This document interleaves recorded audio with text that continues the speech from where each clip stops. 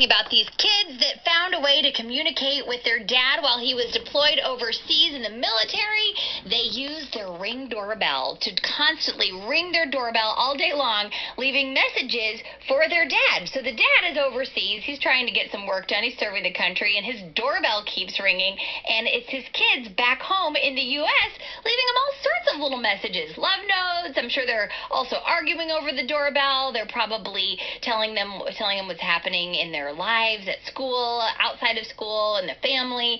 And I just love this story. I love that they found a way to communicate with their dad that involved simply ringing the doorbell. I want to hear from some of our military families. I know we've got a bunch of them here on Kids Plays Live. And if you are a kid or maybe even a grown-up and you've got a family member who is serving on deployment, and you've had to make the sacrifice of maybe not getting to spend birthdays or holidays with them, what are some fun ways that you have found to be together even when you are apart? We're going to go to Julia and her grandma Renee in Georgia. Good morning, Renee and Julia. Good morning. Good morning. So you've got a family member. You've got a story here for us. What's the scoop in your family? Well, we actually found that one of the best things we could do for my family is we took, if you remember the stuffed animal chains, the plastic chains you'd hang from the ceiling that you put all the little stuffed animals on, we purchased a couple of those and we hung them up vertically in our house, and it was called the daddy chains. And what would happen is right before he would go pick up a bunch of little things that he would clip up on the chain. And then while he was gone, he would send us small items he knew that could be clipped on the chain. And when the children got up first thing in the morning, they were allowed to pick one item off of the chain. And it let them know, what Daddy was doing, where Daddy was, what kind of things Daddy was seeing. Sometimes it was photos. Sometimes, like one time he sent them a bunch of candy bars that were in a different language. Oh, wow. Different stuff like that. But we would also, from our end, to reciprocate, we would go to the Dollar Tree and we would pick up the little plastic shoe boxes with the lids. And I would keep it on the corner of the dining room table, and the kids could put things in it, either little items that they picked up, like from the Dollar Tree, or maybe a rock that was shaped like a heart went one year, letters from school, pictures from school, or they could write Daddy a letter, that type of stuff. And it would go in the box, and when the box was full, I would tape it up real good with duct tape and put his address on it, and we'd take it to the post office. So he would send stuff to them, they would send stuff, he'd then get the box, he'd cut it open, and he would put stuff back in it to send back to them. And it would go on the daddy chain.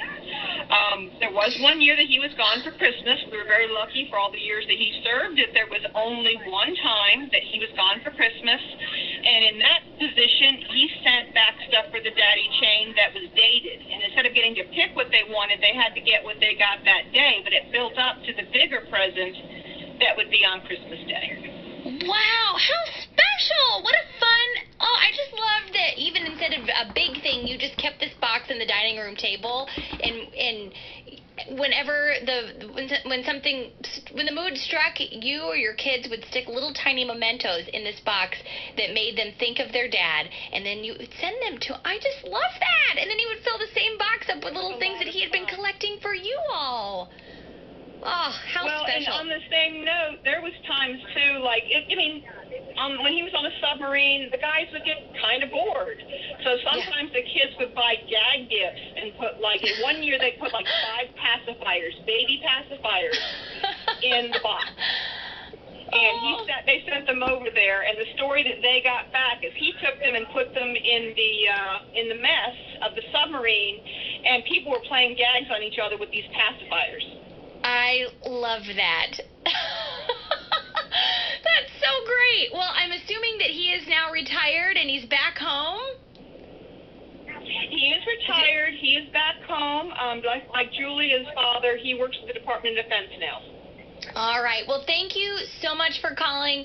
Thank your family for your service. I know that when a family member is deployed overseas serving, it's a sacrifice for the whole family. And it sounds like you all really found ways to make the most of even a difficult situation, because I know you had to have missed him a whole bunch during those deployments. Oh, most definitely.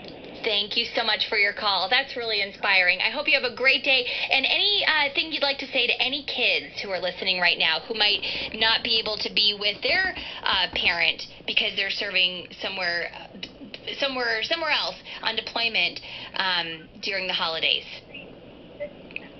Just remember that wherever your mom or dad is, because moms serve too, wherever mom or dad is right now, they're thinking of you. Draw them a picture or write them a note and let them know that you're thinking of them. It helps them too. All right. Thank you so much for calling, Grandma Renee. Have a great day. And hi, Julia. I know Julia's back there too. Thanks for calling. Bye-bye. Yep, she just said hi.